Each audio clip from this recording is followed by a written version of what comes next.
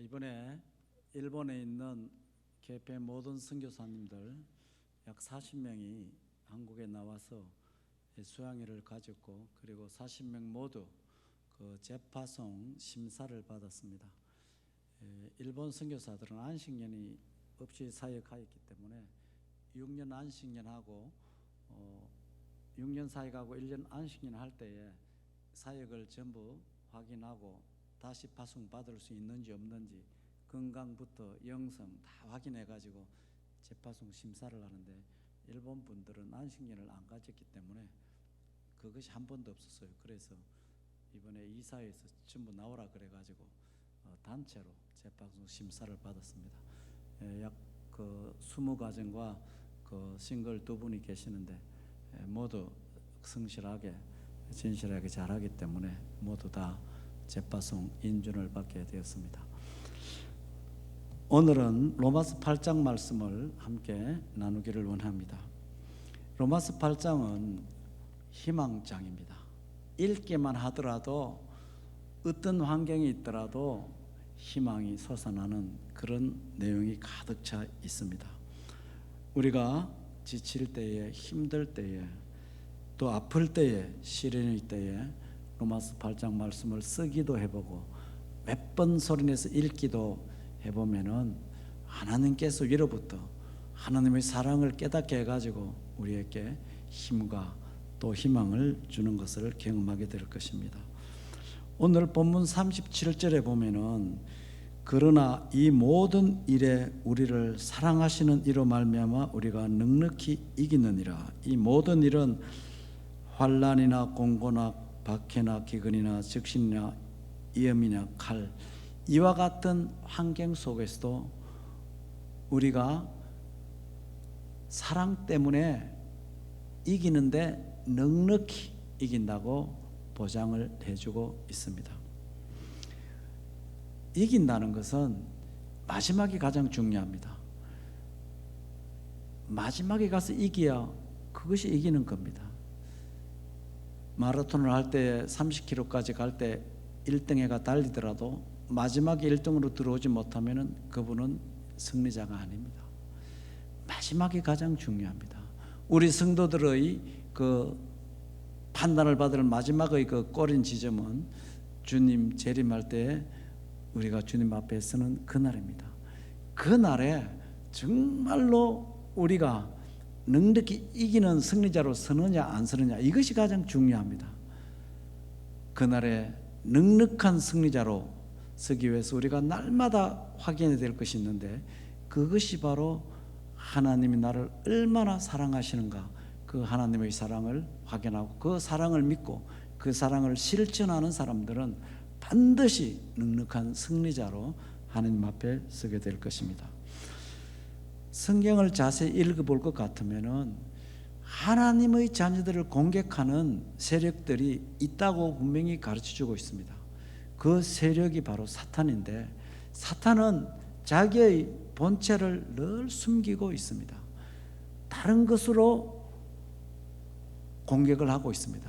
그 배후에 사탄이 있는데, 우리가 항상 영적으로 싸움할 때 가장 중요한 것은 눈에 보이는 사람, 눈에 보이는 환경 때문에 흔들리면 결국 실패하고 맙니다. 그 배후에서 나타나지 않지만은 우리를 괴롭히고 하나님과의 관계를 멀게 하고 교회의 관계를 멀게 하고 하는 이런 배후에 있는 그 사탄의 세력을 바로 알고 싸움하면은 반드시 우리가 이기게 될 것입니다. 이 사탄은 어떤 때는 사람을 통해서 공격합니다. 그럴 때 그 사람을 대항하면은 같이 망하게 됩니다. 어떤 때는 물질을 통해서 공격합니다. 어떤 때는 핍박을 통해서 공격합니다. 어떤 때는 이상한 종교를 통해서 공격합니다. 어떤 때는 사상을 통해서, 어떤 때는 이단을 통해서, 최근에는 음란한 문화를 가지고 하나님의 백성들을 끊임없이 공격하고 있습니다. 그들의 목적은 어떻게 하든지 하나님의 자녀들이 실망하도록 만들고 그리스도 안에 있는 이 풍성한 축복을 이 세상에서 누리지 못하도록 빼앗으려고 하고, 하나님을 믿지 못하게 하고 죄의 종이 되도록 하고 구원의 확신을 갖지 못하도록 합니다. 그럼에도 불구하고 오늘 로마서 27절은 우리가 넉넉히 이기는 승리자가 된다고 보장을 해주고 있습니다. 그 이유를 찾아보도록 하겠습니다. 이 모든 일에 우리를 사랑하시는 이로 말미암아 우리가 넉넉히 이기느니라. 우리의 힘으로 이기는 영적 전쟁이 아닙니다. 우리를 사랑하시는 그분 때문에, 그분의 사랑 때문에, 그분의 도움 때문에, 그분의 인도하심 때문에, 그분의 지킴 때문에 우리가 이기되 넉넉히 이기는 자가 된다고 약속을 해주고 있습니다.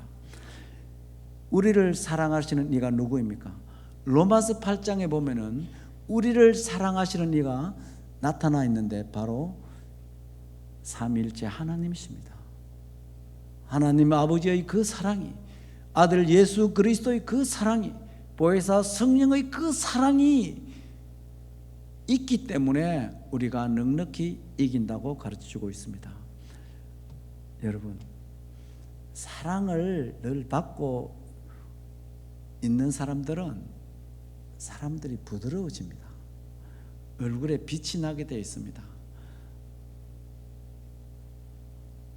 아버지 하나님의 사랑이 어떤 사랑입니까?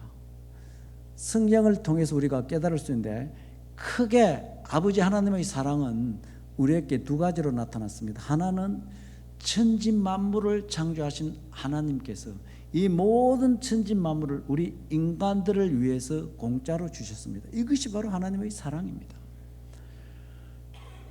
하늘도 별도 달도 바다도 이 지구촌도 하나님께서 공짜로 주셨습니다. 우리가 살아가는 데에 꼭 필요한 것은 하나님께서 다 공짜로 주셨어요. 이것이 바로 하나님의 은혜입니다. 바다가 없으면은, 지구촌이 없으면은, 자연계는 쉬지 않고 산소를 계속 만들고 있는데 이 산소가 없으면 어떻게 매일 호흡을 하며 우리가 살 수가 있겠습니까? 꼭 필요한 것은 공짜로 다 주셨습니다. 나머지는 우리가 노력해서 자기가 얻으면서 생활하면 된다고 가르쳐주고 있습니다.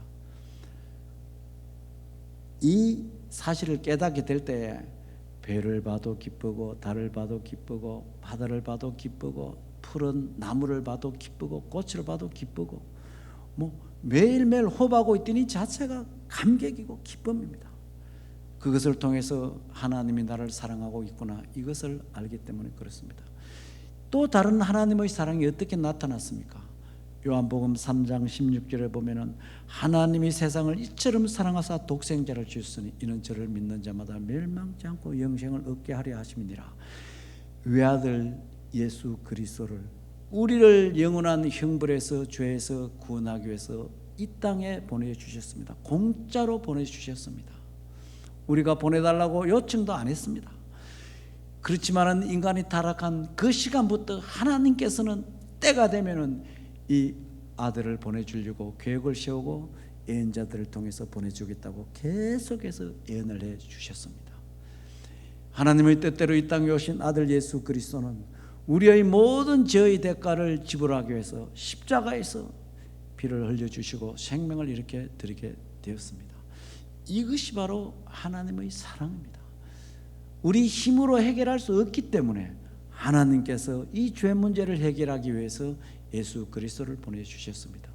인간이 해결해야 될 문제가 많지만은 가장 시급한 해결해야 될 문제는 바로 죄의 문제입니다. 어떤 인간이라도 하나님 앞에서 죄의 문제를 해결하고 나면은 진짜 자유가 있습니다. 행복합니다. 죄 문제를 해결하지 못하면은 항상 불안하게 되어 있습니다. 불안하게 되어 있습니다. 이 하나님의 사랑 때문에 우리가 넉넉히 이기는 승리자라고 성경 말씀은 가르쳐주고 있습니다. 또 다른 한 분은 아들 예수 그리스도이십니다. 예수 그리스도가 우리를 어떻게 사랑하셨습니까? 오늘 본문 말씀 33절 34절에 보면은 누가 능히 하나님께서 택하신 자들을 고발하리요 의롭다 하신 이는 하나님이시니 누가 정죄하리요 죽으실 뿐 아니라 다시 살아나신 이는 그리스도 예수시니 그는 하나님 우편에 계신 자요 우리를 위하여 간구하시는 자시니라. 여기 보면은 주님의 사랑은 아버지 하나님의 뜻대로 이 땅에 낮아져서 인간으로 오셨습니다. 인간으로 내려오실 때 주님께서 결단하신 것이 있습니다. 하나님으로서 받아야 될 모든 영광과 특권과 존귀를 다 포기하고 이 땅에 와서 사람들을 섬기는 종의 모습으로 오셨고, 이 죄의 문제를 해결하기 위해서 누가 대가를 지불해야 되는데 죄 없으신 예수님께서 자기의 생명 피를 다 십자가에서 쏟아주시고 우리의 죄의 대가를 지불해 주셨습니다. 그것으로 끝나지 않고 3일 만에 부활하심으로 말미암아 죄의 대가를 지불하신 예수님만이 유일한 구원자이심을 스스로 증명해 주셨던 것입니다. 이것이 바로 우리를 향한 예수님의 사랑입니다. 뿐만 아니라 예수님은 우리를 위해서 부활하셔가지고 하나님 나라로 돌아가셔서 하나님 보좌 우편에 계시는데, 성경을 볼 것 같으면 우편에 계실 때 항상 예수님께서 세 가지 자세를 취하고 계시는데, 한 번씩 우편, 그 하나님 보좌 우편 보좌에서 일어설 때가 있습니다. 일어설 때는 하나님의 백성들이 이 땅의 사역을 마치고 이제 소천할 때에 육체는 장례를 통해서 흙으로 돌아가지만 영혼은 바로 천사의 손에 받들려 하나님 나라로 올라가지 않습니까? 바로 그 하나님의 백성들을 환영하기 위해서 예수님께서 벌떡 일어서십니다. 보좌에서. 그것이 사도행전 6장 7장에 기록되어 있습니다. 스데반 집사님이 순교를 당합니다. 돌에 맞고 있습니다. 그런데 스데반 집사님은 하늘을 쳐다보는데 하늘문이 탁 열렸어요. 그런데 그 장면을 보면 예수님께서 일어서셨어요. 왜 일어서셨을까요? 나를 위해서 스데반 집사, 너 수고 많이 했다. 정말로 수고 많이 했다. 이제 영혼이 나에게 돌아와서 안식을 지어라 하면서 환영을 하기 위해서 가만히 앉아 있을 수가 없기 때문에 일어서 가지고 환영합니다. 그래서 예수님께서 하느님 보좌 우편에서 어떨 때는 스탠딩 서 계십니다.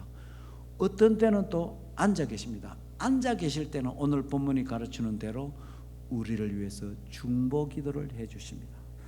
지상에 있는 우리들을 위해서 우리 주님께서 계속해서 기도하고 있기 때문에, 이 기도 때문에 우리가 실패하더라도 다시 일어설 수 있고 베드로처럼 실패하더라도 다시 회복시켜 주시는 그 은혜가 이 예수님의 중보 기도 속에 있기 때문에 우리가 회복이 되는 겁니다. 하나님 앞에 진실하게 보면은 우리가 주님을 믿고 구원을 받은 이후에도 생각으로 범죄하고 또 행동으로 범죄하고 말로 범죄하고 얼마나 참 약한지 모릅니다. 저는 늘 느끼고 있습니다. 참 이렇게 약한 존재이구나 하는 것을 늘 느끼고 있습니다. 아무리 결단해도 무너질 때는 한 방에 무너져요. 내 힘으로 일어나지 못하지만 우리 주님께서 중보기도 하게 있기 때문에 또 일어서게 되는 겁니다. 이것이 다 은혜입니다. 이것이 바로 우리 주님의 은혜입니다. 제가 김해에서 그 목회를 하는데 우리 장로님 한 분이 참 아버지처럼 저를 귀하게 여기고 그렇게 평생 동안 기도하시다가 몇 년 전에 소천을 하셨어요. 그런데 그 장로님은 사모님과 외동아들 한 명 딱 있었어요. 사모님이 몸이 약한데 제가 그곳에서 목회할 때 병으로 오랫동안 고생하시다가 먼저 소천하셨습니다. 아들이 한 명 있었어요. 장로님 전혀 표시하지 않고 매일 4시만 되면은 교회 와서 주야 기도하는데 그 음성만 들어도 저는 든든합니다. 우리 장로님 계시는 한 어떤 일이 있더라도 교회는 흔들리지 않는다, 그런 믿음이 있을 정도로 참 힘이 되었습니다. 그런데 사모님 돌아가시니 얼마 되지 않아서 우리 학생들이 한 30명 되는데 주일 오후 예배 끝난 다음에 이 학생들이 산에 가가지고 씨름을 했어요. 잔디밭 위에서.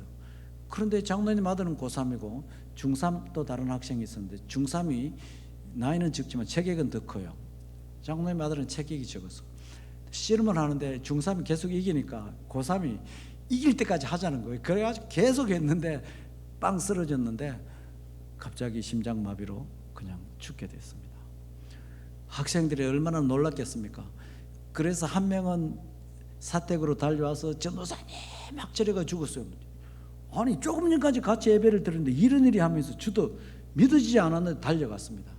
그런데 한 명은 장로님 댁으로 가서 장로님 학철이가 죽었을 하니까 장로님이 놀래가지고 이제 파자마를 입고 좀 쉬고 있었는데 그 소리를 듣고 장로님께서 맨발로 그대로 산까지 달려오셨어요. 우리가 어떻게 할 수가 없었습니다. 장로님 가정의 슬픔만이 아니라 70가구가 살고 있는 온 부락의 슬픔이었고 온 교회의 슬픔이었습니다. 젊은 저로서는 장례가 나면은 그 추억이 많지 않습니까? 그분의 믿음이 생각나고 그래서 장례식 때 이 전달할 메시지가 많이 있는데 이 건강한 고3이 갑자기 돌아갔기 때문에 이 장로님을 위로할 말을 제가 성경을 아무리 찾아도 찾아낼 수가 없었어요. 그때 무슨 말씀을 장례했지는 지금도 생각이 하나도 안 납니다. 다 장례가 끝났는데 장로님께서 변함없이 4시 되면 또 오셔가지고 주야 그 목소리 그대로 계속 기도하신 거예요. 그래서 제가 얼마나 위로를 받았는지 몰라요. 그래서 시간만 나면 장로님 댁에 가서 같이 그 방문만 해도 장로님이 위로가 될 줄 알고 시간을 오래 가졌습니다. 그 장로님께 받은 사랑이 너무 잊을 수 없어서 제가 삿포로에 가 있을 때 장로님께 꼭 오시라 해가지고 초청을 해가지고 삿포로로 오시게 했습니다. 주일이 왔는데 장로님께 장로님 그 어려운 시련 때 어떻게 이기셨는지 한마디라도 좋으니까 간증을 좀 해주세요. 저도 한 번도 그 질문하면 장로님 마음 아플까 싶어서 지금까지 한 번도 물어보지 않았습니다. 저도 모르는데 간증을 부탁하니까 장로님이 겸손하셔가지고 저 말담이 없어서 못합니다 하면서 계속해서 거절을 하는데 그래도 하나님이 영광으로 해서 한 말씀이라도 해주시니까 그러면 순종하겠습니다 하고 장로님께서 이제 그 간증을 하시게 됐어요. 장로님께서 이런 슬픔을 이겼다고 하는데 딱 성경 구절 한 구절을 딱 읽고 이 말씀 때문에 저는 이길 수가 있습니다. 아주 짧게 간증하고 들어가셨는데 그 말씀이 엘리 엘리 라마 사박다니 나의 하나님 나의 하나님 어찌하여 나를 버리시나이까. 자기 같은 죄인, 자기 부모들도 자기를 발병했을 때 이 마을에 데려오고 제 부모들이 죽더라도 찾아오지 마라. 만약에 동네 사람들 알게 되면은 우리도 동네에서 추방당할지 모르니까 그렇게 하면서 와서 오랜 생활 지나면서 부모님께도 가지 못하는 그런 그 참 안타까운 시간을 보내고 왔는데 예수를 만나고 나서 장로님이 믿음이 들어가니까 아주 30대 그 교회에서 장로를 되신 분입니다. 평생 동안 장로님으로 섬기는데 나 같은 가족들께도 인정받지 못하는 나 같은 죄인을 위해서 하나님께서 외아들까지 아낌없이 내어주시고 나를 구원하기 위해서 십자가에서 죽으신 그 하나님의 사랑을, 예수님의 사랑을 생각하면은 이거는 아무것도 아닙니다. 이 말씀 때문에 항상 이길 수 있다고 고백을 했습니다. 이 말씀 때문에 장로님이 이겼구나. 참 성경 구절을 한마디 깨닫는 것이 어떤 어려움도 이기게 하는 능력이 있구나 하는 것을 장로님을 통해서 이렇게 제가 배우게 되었습니다. 이 그리스도의 사랑 누가 끊을 수 있겠습니까? 누가 우리를 그리스도의 사랑에서 끊으리요? 환난이나 공고나 박해나 기근이나 적신이나 위험이냐 가리랴. 이런 것들이 우리 주 예수 그리스도의 사랑에서 아무도 끊을 수 없습니다. 이것이 약속되어 있기 때문에 우리는 넉넉한 승리가 보장되어 있는 것입니다. 마지막 하나는 성령님께서 우리를 사랑하십니다. 보혜사 성령님이 우리를 어떻게 사랑하십니까? 성령님도 우리를 사랑하시는데 우리가 예수를 나의 구주, 나의 하나님으로 영접하고 믿는 그 순간에 우리가 모르는 사이에 보혜사 성령께서 우리 속으로 들어오십니다. 우리는 이것을 성령의 내주라고 합니다. 안에서 함께 산다는 뜻입니다. 그래서 영원토록 우리에게서 떠나가지 않고 우리와 함께 살고 있습니다. 이것이 바로 성령의 사랑입니다. 이 좁은 공간 속에 들어와서 평생 동안 나가지 않고 안에 살고 계시는 이 성령의 사랑이 얼마나 큽니까? 본성이 사랑이지 않는 한 있을 수가 없습니다. 뿐만 아니라 성령은 우리 속에 거하면서 일을 하고 계시는데, 우리의 마음에 너는 하나님의 자녀야, 나의 백성이야, 너의 구원은 틀림없어, 너는 하나님의 후사고 상속자야 하면서 성경의 말씀을 깨닫게 하고 우리를 진리로 인도하고 우리의 미래의 약속 때문에 어떤 어려움도 이기게 하도록 성령께서 조용하고 일하고 계십니다. 그런데 성령은 인격자입니다. 우리가 구하지도 않는데 자기 마음대로 활동하지 않습니다. 성령은 인격자이기 때문에 그렇습니다. 그래서 성령이 우리 속에 일하도록 우리가 밤낮으로 시간만 나면은 성령님의 도움을 간구하는 기도는 우리의 책임입니다. 그래서 우리가 기도할 때 성령은 인격자이기 때문에 네가 이런 상황 속에서 나에게 기도를 하는구나, 알겠다, 내가 일하겠다. 그렇게 하면 영적 눈이 열리게 되고 말씀을 깨닫게 되고 진리로 인도받는 영적 스릴이 있게 되고 어려움 속에서 회복이 되는 이런 축복을 성령께서 계속 하고 계십니다. 이것이 바로 우리에 대한 성령님의 그 사랑입니다. 이것을 영적 눈이 열리가 알게 되면 기도하고 싶어서 살 수 없게 돼 있어요. 기도 안 하는 삶이 더 괴로워요. 기도가 하고 싶고 기도하면 하나님께서 응답하시는 그 영적 스릴이 걸어가는 폼에서도 나타나고 눈에서도 나타나고 얼굴에서도 나타나고 그렇습니다. 이것이 바로 성령 충만한 삶이고 성령과 함께 사는 삶이고 정말로 성령의 인도를 받는 삶이 아닙니까? 그뿐 아니라 이 성령님께서도 우리를 위해서 중보 기도를 해주십니다. 오늘 본문의 26절에 보면은 이런 말씀이 있습니다. 이와 같이 성령도 우리의 연약함을 도우시나니 우리는 마땅히 기도할 바를 알지 못하나 오직 성령이 말할 수 없는 탄식으로 우리를 위하여 친히 간구하시느니라. 성경 말씀 보면은 우리는 약하다고 가르치고 있습니다. 그래서 우리가 하나님 앞에서 내가 늘 약한 자라는 것을 고백해야 됩니다. 내가 약한 자인 줄 알 때에 기도하게 됩니다. 내가 강하다고 생각한 사람은 하나님을 100% 의지하지 않습니다. 자기 힘을 의지하게 되어 있습니다. 우리는 하나님 앞에서 늘 스스로 약한 자로 살아야 됩니다. 한순간 한순간 나의 약함을 알게 되면은 약한 자기를 절대로 의지하지 않습니다. 영원토록 살아계시는 강하신 하나님만을 의지하게 되어 있습니다.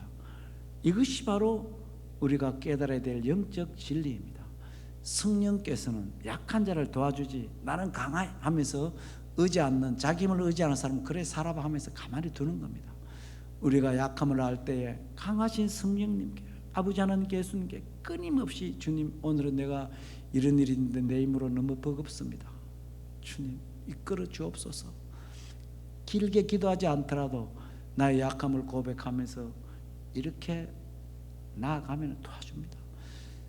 죄를 짓지 않으려고 내가 이렇게 결단하고 헌신했는데 또 같은 죄를 범할 때가 참 많지 않습니까?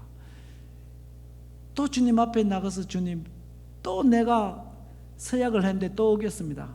용서해 주십시오. 이렇게 나의 약함을 고백하고 나갈 때 성령께서 우리를 너 필요 없어, 그런 일 절대로 없습니다. 본성이 사랑이기 때문에 그렇습니다. 사람의 사랑하고 수준이 다릅니다. 본성이 사랑이기 때문에 그렇습니다. 그래서 하나님 아버지, 아들 예수 그리스도, 보혜사 성령님, 삼일째 하나님께서 우리를 사랑하고 계십니다. 이것을 믿고 그 사랑을 의지하고 살아가는 이것이 바로 하나님의 백성들의 삶입니다. 믿습니까?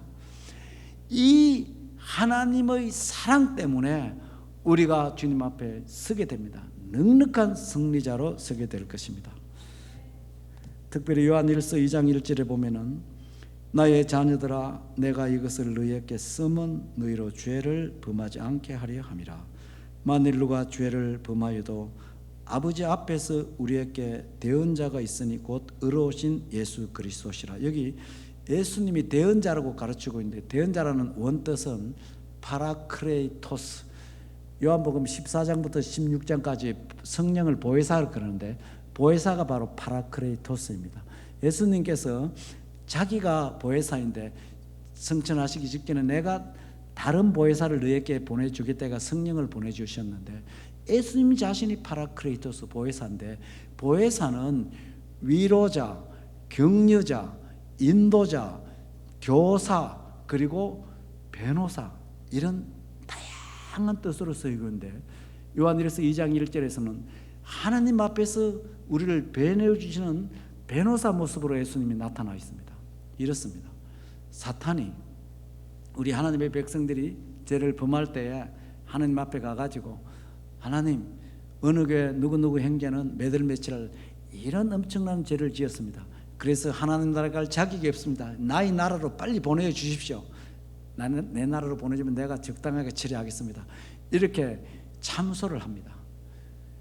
그럴 때에 파라크리스토 대신에 예수님께서 나타나가지고, 아버지 하나님, 저 형제가 그런 죄를 범한 것은 사실입니다. 그렇지만은 저 형제는 나를 믿었습니다. 지금도 믿고 있습니다.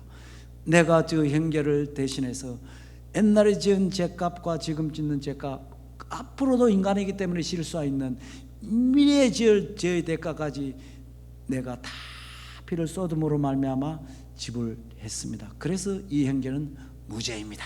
주님께서 그렇게 대언을 해줍니다. 그러면 아버지 하나님께서 누구 편을 들고 판단을 하겠습니까? 대가가 다 지불됐으면 이 세상 법도 끝나는 겁니다. 감옥 갈 이유가 없습니다. 주님께서 흘리신 십자가의 그 보혈의 대가는 바로 이런 힘이 있는 대속의 피입니다. 그래서 우리가 영적으로 성숙하면은 바울처럼 예수님의 십자가 그 보혈에는 자랑할 것이 없다고 고백합니다. 이 주님의 보혈은 우리의 어떤 죄라도, 우리의 죽음의 행실까지도 변화시키는 능력이 있습니다. 참 일본에 가서 보니까 중독자들이 너무 많아요.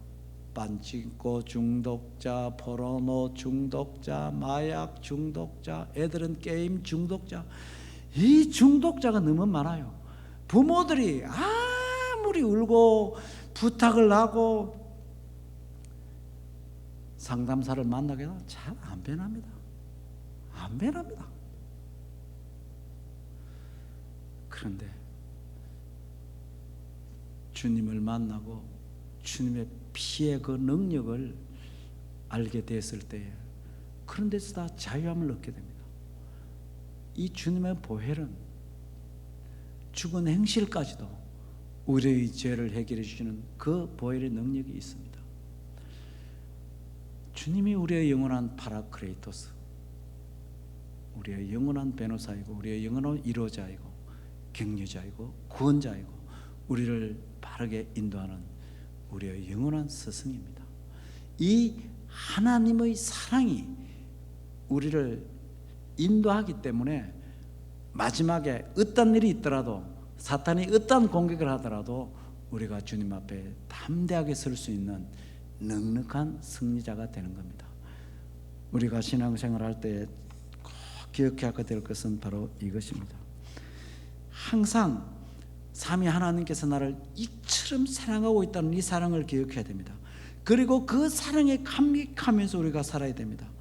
그리고 이렇게 나를 사랑하시는 그 하나님을 무조건 우리를 사랑하는 것처럼 우리도 하나님을 무조건적으로 사랑하는, 이것이 바로 하나님을 사랑하는 자, 곧 그 뜻대로 부르심을 입은 자들에게는 모든 것이 합력하여 선을 이룬다는 이 말씀이 자기의 것이 됩니다. 하나님이 우리를 무조건 사랑했는데 우리도 하나님을 조건적으로 사랑하는 것이 아니라 무조건 하나님을 사랑합니다. 환경이 좋건 안 좋건 어떤 일이 있더라도 하나님을 무조건 사랑해야 됩니다. 성경에 보면은 하나님을 사랑하되 마음을 다하고 뜻을 다하고 힘을 다해 하나님을 사랑하라고 했어요.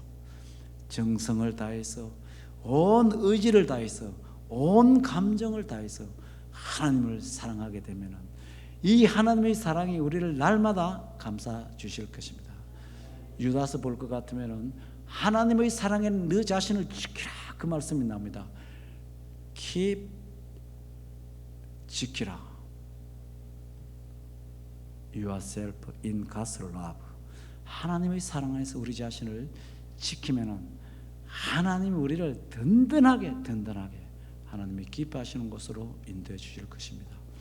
우리 경신교회가 정말로 한 분 한 분들이 정말로 아직까지 미래의 그 승리의 기쁨이 직접 체험하는 것은 주님 재림 때이지만, 그러나 우리는 영적 눈이 열리지 않습니까?